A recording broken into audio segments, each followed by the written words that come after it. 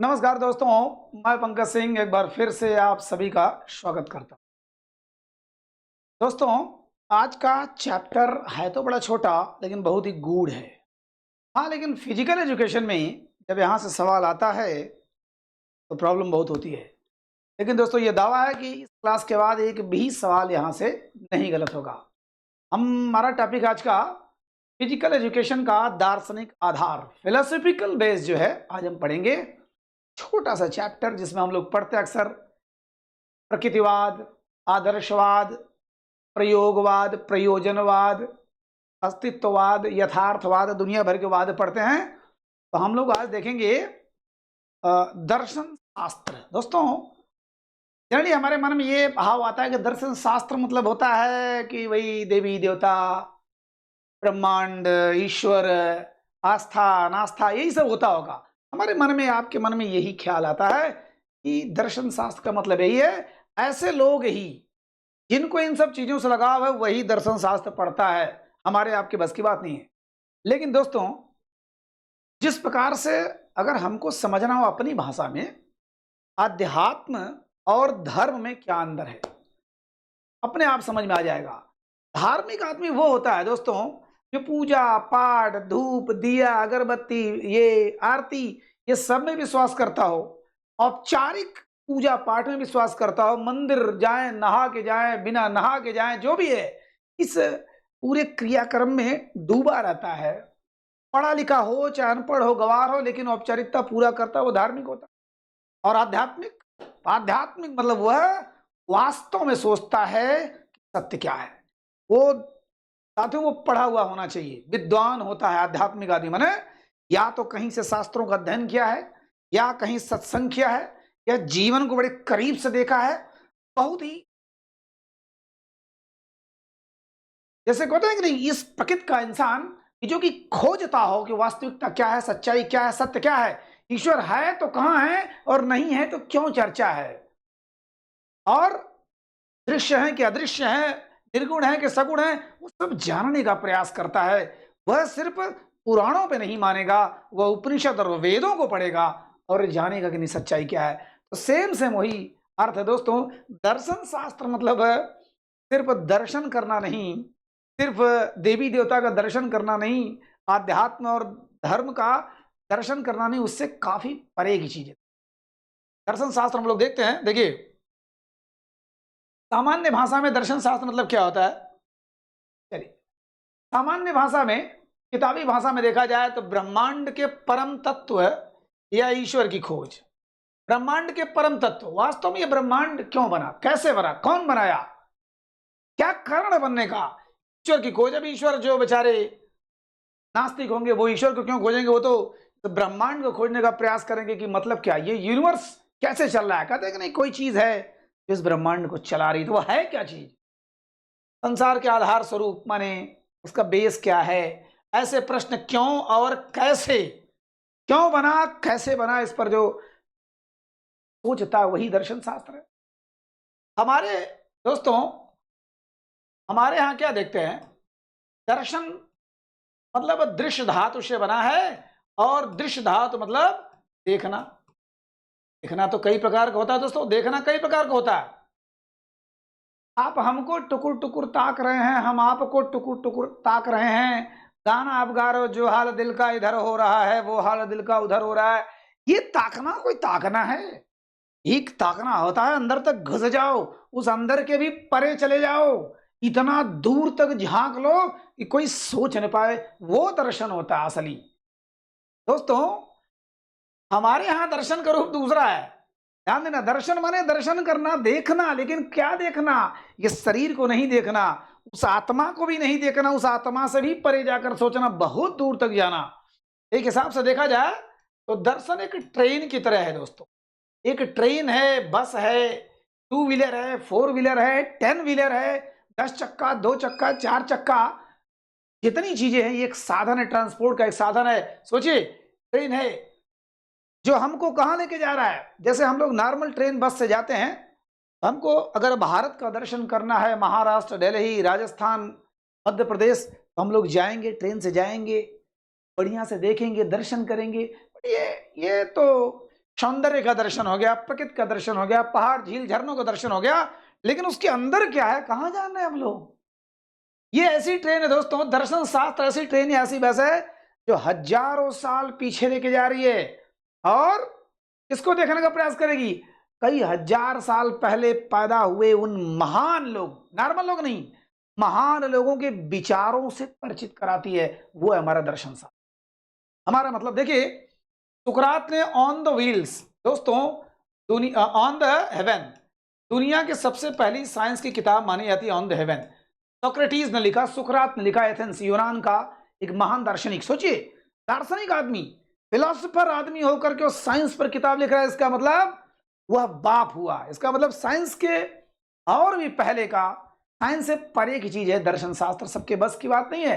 Normal शब्दों में दोस्तों, ये हमारा एक माध्यम है जो हजारों साल पहले सुकरात, प्लेटो, अरस्तु, हमारे बुद्ध जी, जैन जी, या मतलब महावीर स्वामी, शंकराचार्य जी, ये सब के विचारों को जो बताए, ध्यान से सुनिएगा। शरीर तो मर चुका है उनका, अब वो नहीं रहे दुनिया में, लेकिन उनके विचारों को जो हमको परिचित कराए विचारों से, वो है दर्शन। जहां हजारों साल पहले, 2500-3000 साल पहले, सोचिए लगभग 350 बीसी में सुकरात ने, सोक्रेटिस ने लिखा ऑन द हेवन, साइंस की पहली किताब मानी जाती है, ठीक है। और हजारों साल पहले हमारे बुद्ध जी हुए, महावीर स्वामी जी हुए, कहने का मतलब उनके विचारों को जो दर्शन कराए वही हमारा दर्शन शास्त्र है, एक सामान्य भाषा में। और अगर भारत के दृष्टि से देखें हमारे, कि हम लोग दर्शन शास्त्र की बात करते हैं तो ज्यादातर किसका नाम आता है? सुकरात का, प्लेटो का, अरस्तु का। सुकरात वो सुकरात जिससे कहा गया कि तुमने जो कुछ कहा है, जो कुछ राजा की मुंह पर राजा की बुराई किया है, या जो भी कहा सत्य कहा, उसको वापस लो, उसको मानने से इनकार कर दो, हम तुम्हें छोड़ देंगे। उन्होंने कहा ना, मौत स्वीकार है, लेकिन हम जो सही है वही बोलेंगे। तो उनको बाद में मरना पड़ा, जहर से मारना पड़ा उनको, खुद पीकर मरे। सुकरात कहने का मतलब, जब भी हम दर्शन शास्त्र का नाम लेते हैं तो यही सुकरात, प्लेटो आते हैं। लेकिन हमारे जब तुलना करते हैं दोस्तों, इधर देखिए भारत का दर्शन शास्त्र है और हमारे पाश्चात्य माने पश्चिमी देशों का, वेस्टर्न कल्चर का पाश्चात्य, अब इसको हम लोग बोलते हैं दर्शन शास्त्र, और यहां पर बोलते हैं फिलोसफी, ठीक है, फिलोसफी। इसका मतलब हो गया फिलोस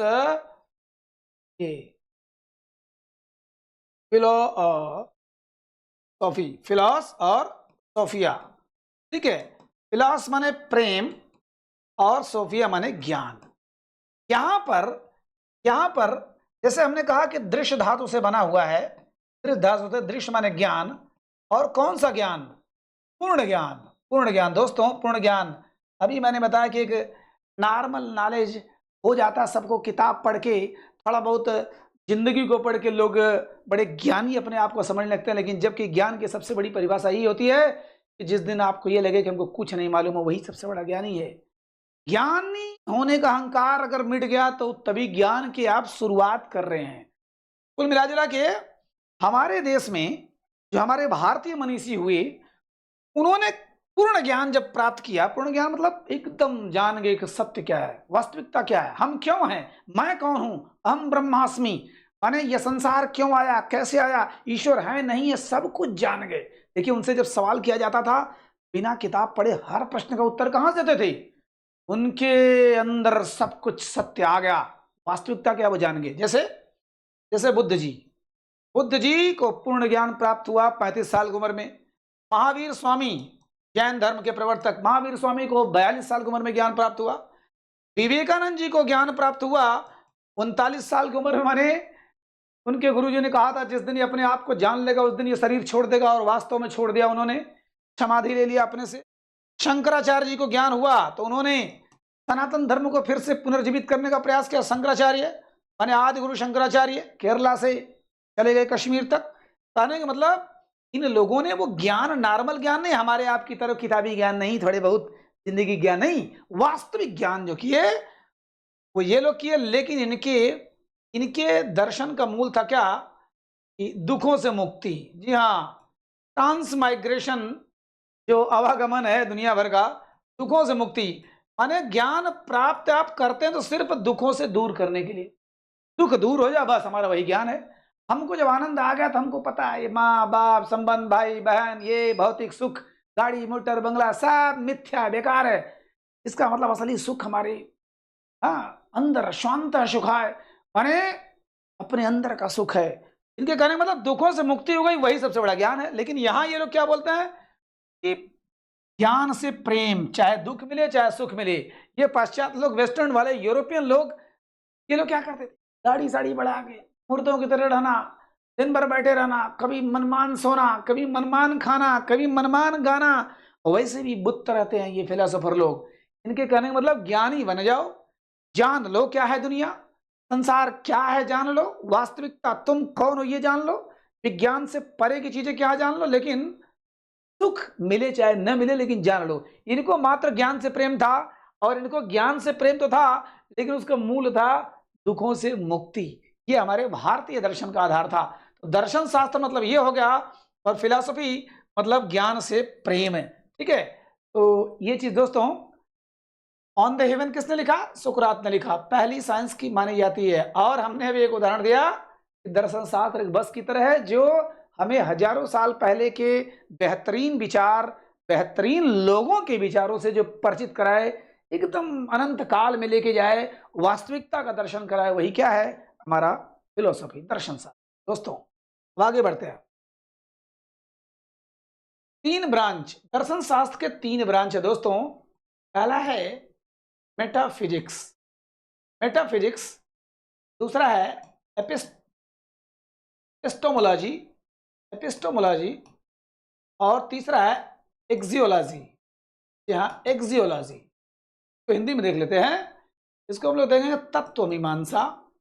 तत्व मीमांसा दोस्तों फिजिकल एजुकेशन में बार बार सवाल आया हुआ है। ये तत्व मीमांसा, ये है ज्ञान मीमांसा, ज्ञान मीमांसा, और यह है मूल्य मीमांसा। ठीक है, मूल्य मीमांसा। तो दर्शन शास्त्र के जब भी आए कि कितने ब्रांच है, 3 है, तत्व मीमांसा, ज्ञान मीमांसा, मूल्य मीमांसा। अभी आप नाम सुनेंगे तो थोड़ा टेढ़ा मेढ़ा लगेगा, हो सकता है समझ में न भी आए, लेकिन अभी पढ़ेंगे तो बिल्कुल समझ में आ जाएगा। मेटाफिजिक्स मतलब दोस्तों नाम से स्पष्ट है जो फिजिक्स से परे हो। हम लोग मानते हैं कि फिजिक्स माने भौतिक शास्त्र, भौतिक विज्ञान के नियमों से संसार चल रहा है। क्या ये गुरुत्वाकर्षण बल न होता तो सब लोग मर जाते, हम लोग यहाँ न रहते, उड़ जाते। हवाएं जो पृथ्वी पर चिपकी हुई हैं वो न होता तो वो उड़ जाती। अगर न होता, उत्प्लावन बल है, कोई चीज तैर रही है नहीं तैर रही है, सबका कारण, इस संसार को चलाने का सब कारण फिजिक्स है, भौतिक शास्त्र है। लेकिन दोस्तों जो उससे परे सोचे, जो उस भौतिक विज्ञान के काफी आगे जाकर सोचे, वो हमारा मेटाफिजिक्स है। हम लोग दोस्तों पढ़ते थे जॉन डन को इंग्लिश में, जब उनकी पोएम पढ़ते थे अपने पीजी या ग्रेजुएशन पीरियड में, उनको कहा जाता था कि मेटाफिजिकल पोएट हैं ये, मेटाफिजिकल पोएट जॉन डन। ठीक है, तो मेटाफिजिक्स हमारे यहाँ अगर कहा जाए तो ब्रह्म ज्ञान कह दीजिए, यानी फिजिक्स से भी पढ़े।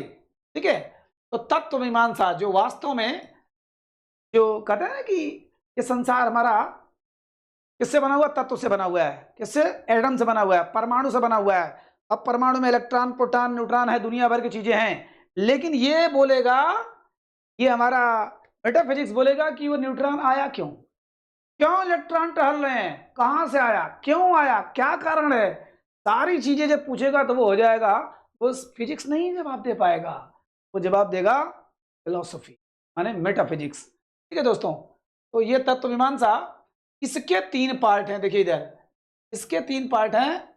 एक है कॉस्मोलॉजी, कॉस्मोस माने ब्रह्मांड, कॉस्मोलॉजी, एक है थियोलॉजी, और एक है साइकोलॉजी।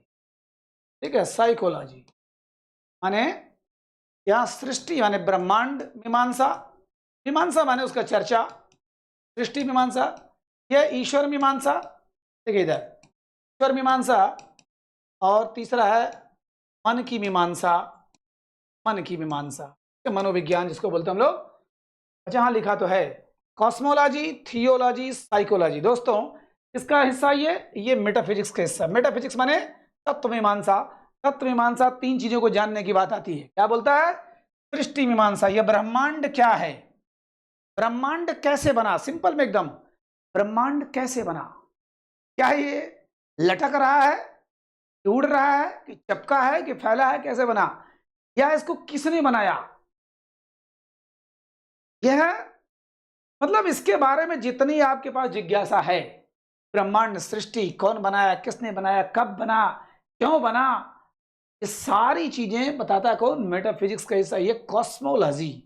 कॉस्मोलॉजी देखिए, सृष्टि मीमांसा, सृष्टि कैसे बनी है, कब बनी, सृष्टि का आधार क्या है, कैसे ये संसार कब अंत होगा, ये क्या इसमें कुछ बदलाव संभव है कि ऐसे ही चलेगा? मतलब जितनी भी आपके पास जिज्ञासा हो संसार को लेकर, सृष्टि को लेकर, यूनिवर्स को लेकर, कॉस्मॉस को लेकर, ब्रह्मांड को लेकर के जितनी भी आपकी जिज्ञासा है, तो ये क्या है? ब्रह्मांड विज्ञान माने कॉस्मोलॉजी। थियोलॉजी दोस्तों नाम से स्पष्ट है, ईश्वर। ईश्वर है कि नहीं है ये बताता है। इसका जब अध्ययन करते हो थियोलॉजी, मतलब ईश्वर है कि नहीं है। ईश्वर है तो कहाँ है, अगर नहीं है तो चर्चा क्यों है? क्या ईश्वर हमारा अंग है, क्या हम में से है? ईश्वर वास्तव में नैतिकता का पक्ष लेते हैं कि नहीं लेते हैं? क्या वह मतलब जो ईश्वर नहीं है अनीश्वर से किस प्रकार भिन्न है? कैसे उनको जाना जा सकता है? क्या वह सगुण है कि निर्गुण है, साकार है कि निराकार है, क्या उनका रूप है? जितना भी आपके मन में जिज्ञासा वो ये बताता है थियोलॉजी, ईश्वर मीमांसा, ईश्वर की चर्चा करते हैं। देखिए ईश्वर क्या है। और लास्ट है साइकोलॉजी। साइकोलॉजी दोस्तों सबसे बड़ी चीज, साइकोलॉजी अगर हम पढ़ें, हु एम आई, मैं कौन हूं, ठीक है। अब अगर हम लोग बोलते हैं अहम ब्रह्मास्मि, ब्रह्मास्मि, अहम ब्रह्मास्मि, ठीक है, मैं ही ब्रह्म हूं, मैं ही सब कुछ हूं। दोस्तों हु एम आई, कौन हूं मैं, ये क्या है? हम लोग जान ले कि मैं पंकज सिंह हूं, 5.5 फीट के शरीर है, थोड़ा चिचका पिचका, थोड़ा से इधर उधर टेढ़ा बा, कुछ भगवान ने मुंह बना दिया। ये तो एक तो नकली परिचय हुआ। असली परिचय ये है कि हम एक दिन जल जाएंगे, मर जाएंगे, तो उठा के फेंक दिया जाएगा, कहीं अडर मडर हो गया तो कहीं दफना दिया जाएगा, मतलब सीमेंट में कहीं फेंक दिया जाएगा, जमा दिया जाएगा, पता नहीं क्या होगा। ये तो शरीर मर जाएगी, एक दिन खत्म हो जाएगी। लेकिन जो हमारे अंदर का चीज है जिसको हम लोग बोलते हैं आत्मा, आत्मा, नैनम छिन्दन्ति शस्त्राणि नैनम दहति पावकः न चैनम क्लेदयन्ति आपो न शोषयति मारुतः।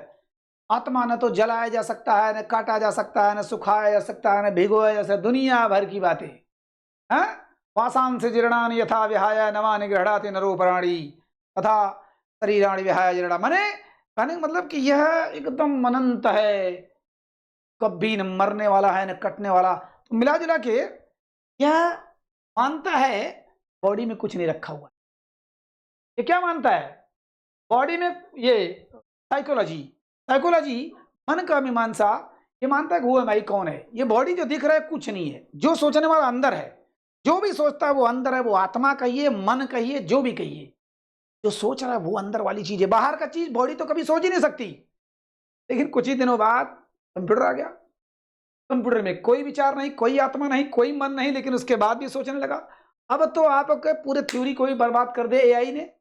अब तो आप हर मिनट पर एक ही चीज डालिए, हर बार एक नई कहानी देगी। कोई मन नहीं, कोई आत्मा नहीं, इसके बाद भी धुआंधार कुल प्रेषित कर रहा है। मतलब अब तो चीजें खंडित हो रही है। वैसे भी एक चीज का संपूर्ण मान्य नहीं होता, कुछ लोग खंडन करते हैं, कुछ लोग मनन करते हैं, कुछ लोग मानते हैं, कुछ लोग आधा आधा रहते हैं।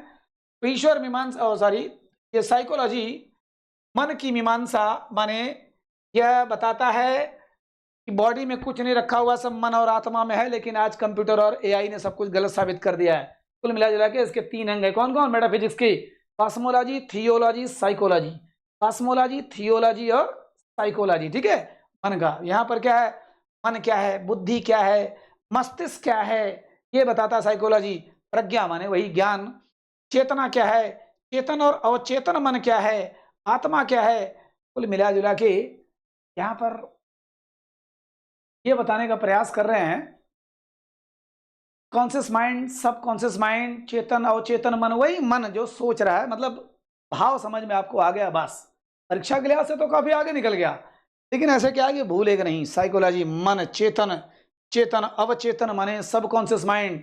आपका लग रहा है कि सो रहे हो लेकिन आप सुन रहे हो, जा रहे हो अंदर में, किसी से बतिया रहे हो लेकिन कहीं ना कहीं इस बात सुन लिया, अवचेतन मन हो गया।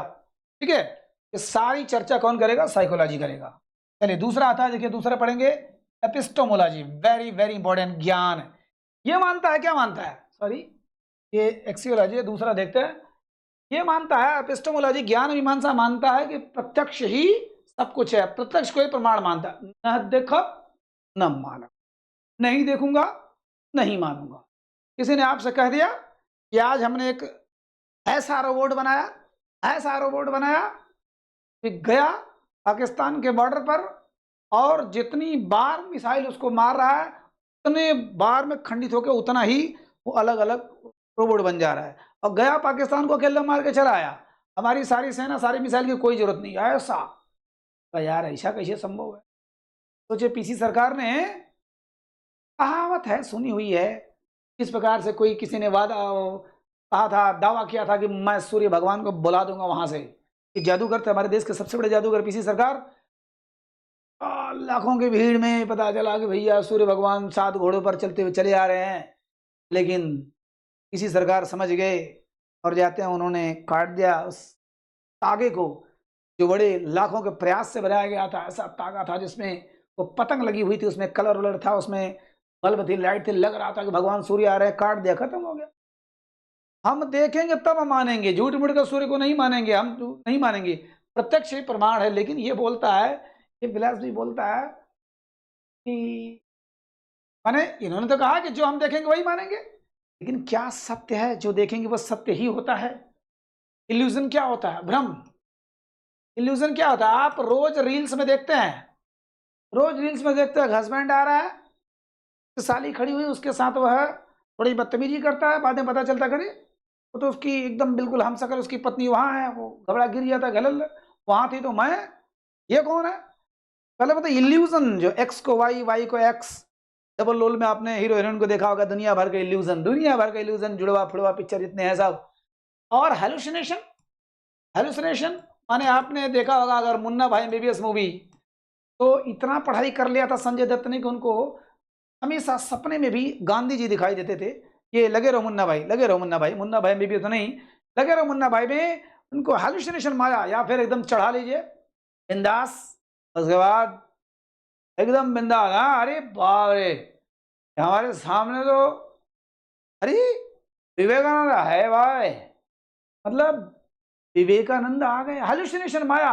अगर ये सब सही होता, हम देख रहे हैं, मान लीजिए आप दारू पी के टुन्न हैं और मैं आ गया आपके सामने, अरे पंकज सर एक लोग बोला नहीं, आप तो हमारे ऐसे ऐसे माने ऊट पटांग चीज लोग बोलने लगे, अरे आप तो हो ही नहीं हो, तो दूसरे हो। दारू पीने के बाद तो मुझे कुछ मतलब आपको कुछ और दिखाई दे रहा था, ये क्या हेलुसिनेशन है? इसका मतलब आपने जो देखा, मुझे देख तो रहे हैं लेकिन वो सही नहीं है। जरूरी नहीं कि सब कुछ देखा हुआ सही हो। ठीक है, कुल मिला जुला के प्रत्यक्ष को प्रमाण मानते हैं। मुख्य उद्देश्य क्या है? सत्य की खोज। देखिए एपिस्टेमोलॉजी में ज्ञान मीमांसा, सत्य की खोज, और सत्य और असत्य में अंतर, वास्तविकता क्या है। जैसे मान लीजिए मैं एक उदाहरण दिखा रहा हूं, एक सफेद कबूतर है, मान लीजिए कौवा है, ये एक कौवा है, ठीक है, ये कौवा तोता जो भी कहिए, ये है सफेद है, ये आपने देखा तो लाइट में देखा, आपकी आंखों ने देखा इसको, और इसने मस्तिष्क को दिया, ठीक है, और मस्तिष्क ने इसको अपना बांट दिया। कहाँ कहाँ बांट दिया देखिए जाए। सफेद कौवा को लाइट ने देखा, लेकिन दोस्तों जो देखा क्या जरूरी वह सही है? सफेद कौवा को या काले कौवे को मैं मान रहा हूं, काले कौवे को आपकी आंखों ने देखा, लेकिन जरूरी नहीं कि लाइट ने वही दिखाया हो जो सत्य हो सकता हो ये दूसरे कलर का हो, लेकिन उसकी आंखों में कोई प्रॉब्लम रहा हो, या उसके मन में कोई प्रॉब्लम रहा हो, उसको काला काला दिख रहा हो सकता हो दारू पिया हो इसलिए काला काला दिख रहा हो, उसको सब कुछ काला दिख रहा हो, जबकि है सफेद। यहाँ इसकी आंखों से जो संप्रेषण हुआ मस्तिष्क में गया, जो माइंड में गया, हो सकता हो इसने गलत दिया हो, आंखों में कोई प्रॉब्लम हो, ट्रैकोमा वगैरह, कुछ भी ऐसा रोग हुआ हो उसके पुतली में, या उसके आंखों में कुछ ऐसी दिक्कत हो कार्निया वगैरह में, यहाँ पर उसने भेजा कि नहीं नहीं नहीं नहीं, ये काला कौवा है, मतलब है सफेद, इसको काला देखा, इसने कहा कि काला है, जबकि इसके आंख में कोई प्रॉब्लम है। और इसने जब दिया, इसमें क्या है, मस्तिष्क के कई पार्ट होते हैं, तो कलर पहचान करता है, वस्तु पहचान करता है। इसने कह दिया भैया ये तो कबूतर है या कौवा है, कलर बोला काला है।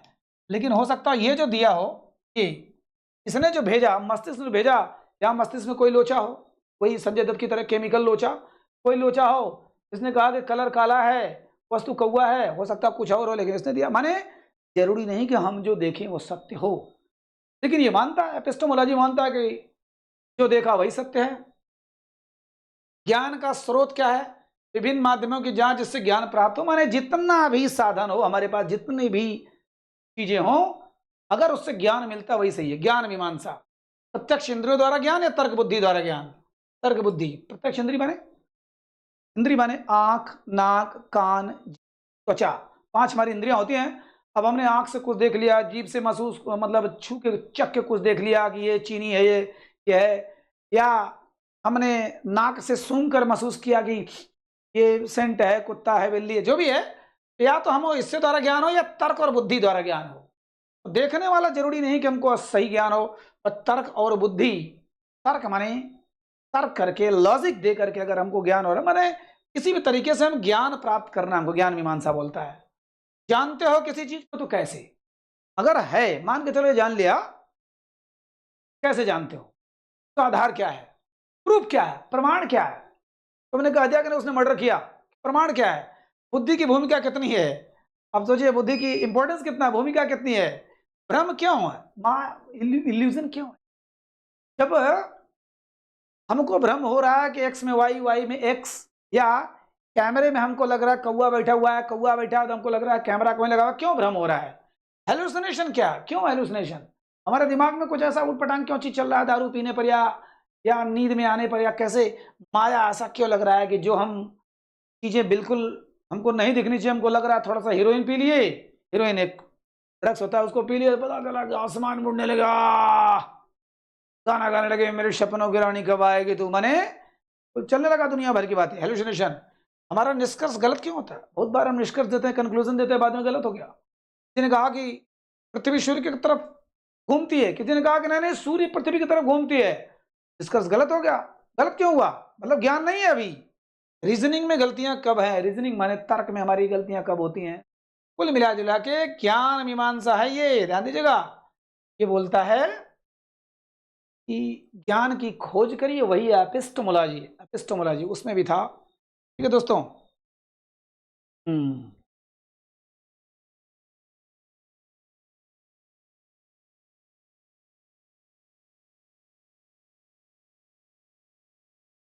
चलिए, कुछ देखना चाह रहा था, लेकिन चलिए बहुत है उतना। अच्छा, क्या हुआ है? एक्सियोलॉजी दोस्तों, तीसरा हमने क्या देखा? मेटाफिजिक्स। मेटाफिजिक्स में 3 चीज देखा, क्या देखा? Cosmology, theology, psychology. Cosmology, theology, psychology. दूसरा का देखा हमने एपिस्टेमोलॉजी, जो ज्ञान की खोज करता है, प्रत्यक्ष प्रमाण मांगता है, एपिस्टेमोलॉजी। और तीसरा एक्सियोलॉजी, सौंदर्य शास्त्र, माने गुणों की, मूल्यों की मीमांसा करता। मूल्य माने हमारे वैल्यूज क्या है। इसमें 2 पार्ट में होता है, एथिक्स और ऑस्थेटिक। ये देखिए, ऑस्थेटिक माने सौंदर्य शास्त्र, एथिक्स माने नीति शास्त्र है। आईएएस के सिलेबस में नीति शास्त्र पढ़ाया था, नैतिकता चाहिए। तो सबसे बड़ी बात कि हम लोग बड़ी बड़ी बातें करते हैं, जब हम बात करने लगते हैं चाहिए, तो जान लीजिए हम वहीं पर गए काम से। चाहिए, हमें ये करना चाहिए, वो करना चाहिए। छोटे बच्चे को भाषण देने के लिए बुलाओ तो थोड़ा देर बोलते बोलते कहेगा हमें माँ बाप का सम्मान करना चाहिए, चाहिए बोले तो गए काम से। यहाँ पर ये बताता है एथिक्स माने नीति शास्त्र, नैतिकता क्या है। तो बोलते हैं कि माँ बाप का सम्मान, गरीब को देखिए बुला के घर पे खाना खिलाना चाहिए, या लोगों को कपड़े बांटना चाहिए। अरे आप कह रहे होते कौन है भाई ये करने वाले? फिलहाल स्वामी विवेकानंद से किसी ने कहा कि हमें महिलाओं की शिक्षा पर काम करना चाहिए, बाबरे भड़क गए ना। आप होते कौन हो? कौन होते हो भाई आप? है ना, कि महिला शिक्षा, रहे उनको खुद खड़े होने दो, खुद उड़ने दो, खुद चलने दो, आपको कोई हक नहीं दिया। फिलहाल यहाँ पर नीति, नैतिक क्या है? पता चला कि सत्य बोलना नैतिकता है, लेकिन हरदम सत्य बोलोगे तो आपसे बड़ा मूर्ख कोई नहीं रह जाएगा आज के जमाने में। कहीं न कहीं मजाक में हो चाहे मस्ती में हो, घर परिवार सभी लोग झूठ बोलते हैं। अनैतिक क्या है? अनैतिक पता चला कि छुट्टी मारना क्लास में अनैतिक है, या कभी-कभी गुस्से में दादा बाप के बात टाल जाना अनैतिक है। अरे भाई, उसका भी एक व्यक्तित्व है ज़िंदगी में, उसको भी गुस्सा आता है, कभी-कभी वो भी करेगा, एकदम रट्टू तोता तो नहीं रहेगा, बिल्कुल जो आप कहेंगे वही करेगा। कुछ न कुछ तो उसके पास ज्ञान हो रहा है, तो वो भी कभी प्रतिकार करेगा। कौन सा नैतिक नियम सही है, कौन गलत है, ये बताता है, ये एथिक्स बताता है। क्या नैतिकता में बदलाव ज़रूरी है? आज जो आपके लिए नैतिकता लग रही हो सकता है मेरे लिए ना हो। अगर मेरा रास्ता बिज़नेसमैन का हो गया, बिज़नेसमैन में झूठ बोलना तो पक्का तय है, नहीं आप बोलोगे, चल नहीं पाओगे। झूठ-मूठ का इतने में लाया, इतने में खरीदा, ये गया, रोज़ी की कसम, ऐसे कसम, वो कसम, कुल मिला-जुला के नैतिकता। लेकिन मेरे लिए हो सकता है झूठ बोलना ज़रूरी ना हो। तो टीचर के जीवन में झूठ बोलने का कोई मतलब ही नहीं है। झूठ पाप है, ठीक है, झूठ पाप है मानते हैं, लेकिन किसी को बचाने के लिए झूठ बोल दिया तो? अगर किसी अच्छे काम के लिए झूठ बोल दिया तो वो पाप है कि नहीं, ये बताएगा। क्या नैतिक नियम बदलने चाहिए कि वही एक बार जो बन गया सो बन गया, रिजिड है, कठोर है कि फ्लेक्सिबल है, लचीला है? जीवन का उद्देश्य क्या है? सबसे बड़ी बात, क्या पैसा कमाना जीवन का उद्देश्य है? क्या बंगला गाड़ी उद्देश्य है? क्या सुंदरी या सुंदरता को पाना उद्देश्य है? क्या उद्देश्य है जीवन का, ये खोजता है एथिक्स। शुभ क्या है, अशुभ क्या है? शुभ क्या है? हम लोग बोलते हैं भैया ये बिल्ली काट दिया शुभ हो गई, हमने टीका चंदन लगा दिया, स्वास्तिक बना दिया, शुभ है क्या? यही शुभ है? सबके लिए अलग अलग व्याख्या है। तो ये चर्चा करता है कौन? एथिक्स, नीति शास्त्र माने एक्सियोलॉजी, और इधर ऑस्थेटिक्स माने सौंदर्य शास्त्र। वास्तविक सुंदरता क्या है दोस्तों? सुंदरता क्या है? क्या सुंदरता चेहरे में है? क्या सुंदरता उसकी लंबाई चौड़ाई में है? क्या सुंदरता उसकी आंखों में है? क्या सुंदरता उसके फेस में है? ब्यूटी में आप पढ़ते हैं, क्या गजब का चीज लगता है कि वास्तविक सुंदरता क्या है? विलियम शेक्सपियर एक ब्लैक लेडी, काली लेडी से प्रेम करते थे, क्या वो पागल थे? कहते हैं दिल आया गधी पे तो परी क्या चीज है। हम वही चीज बोलते हैं कि दिल आया गधा पे तो घोड़ा क्या चीज है। बोले मिला जुला कर सौंदर्य शास्त्र माने वास्तविक सुंदरता क्या है? सुंदर, वास्तविक सौंदर्य क्या है दोस्तों? एक कविता है कि सतर्क हो जाओ नारी, अभी हो तुम युग की आभारी, प्रतिष्ठित कर नहीं पाई निज को की उत्पात कर दी, चमकते नारी नभ में शुरू फिर उल्का पात कर दी। क्या तुम नहीं शक्ति नर को शालीनता में जीत, क्या तुम्हें वह करता नहीं शालीनता में प्रीत। यदि करना है तुम्हें सच्ची में पुरुषों से मुकाबला, तो छोड़ दो ही में प्रतिशोध को उबालना, फिर दुखों में झिलमिला जाएगा तेरा चेहरा, जो चाहती हो पहनना तो शीघ्र विजय का सेहरा। क्या चाहती हो दबना फिर पीड़ा के उसी गर्त में, यदि नहीं तो सीख लो रहना वस्त्र के परत में। ऊब गया है युग तेरा यह अंग देख कर, पहन लो शालीन कपड़े इस झीन को त्याग कर। मतलब यहाँ पर एक लेक्चर दिया जा रहा है कि आप सुंदर नहीं लग रहे हो, हे नारी समाज, आप इस भद्दे वस्त्र में सुंदर नहीं लग रहे हो, आप अपने आप को ढकिए और सुंदर होते जाएंगे। कहने का मतलब एक लेक्चर ही है, लेकिन फिर भी सुंदरता की अलग सीमा है, कोई और सुंदर बताएगा। वास्तविक सौंदर्य क्या है? सुंदर क्या? आनंद क्या है? आनंद क्या है? सुंदरता, आनंद, ओरिजिनल आनंद, ये अय्यासी और हाँ सुंदरता पर मर मिटना, ये कोई आनंद तो है नहीं, ये क्षणिक आनंद है ये। तो मिला जुला के मेरे ख्याल से आपको समझ में आ गया होगा दोस्तों।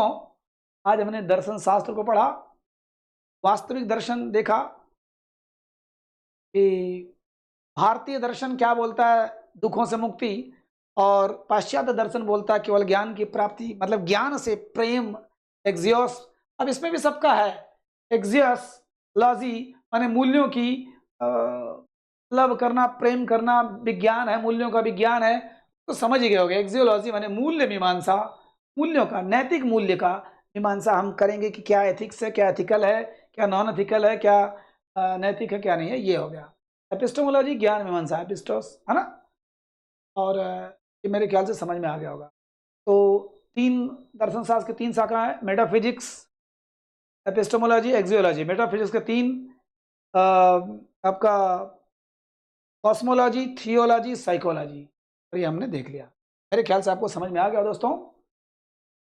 जैसा हो जरूर बताइएगा, अच्छा लगे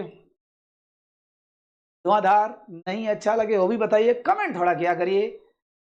मुझे पता है कि इसमें से ज़्यादा लोग बुजुर्ग लोग हैं लेकिन फिर भी अगर आप कमेंट करते हैं तो मजा आता है। ठीक है, नमस्कार।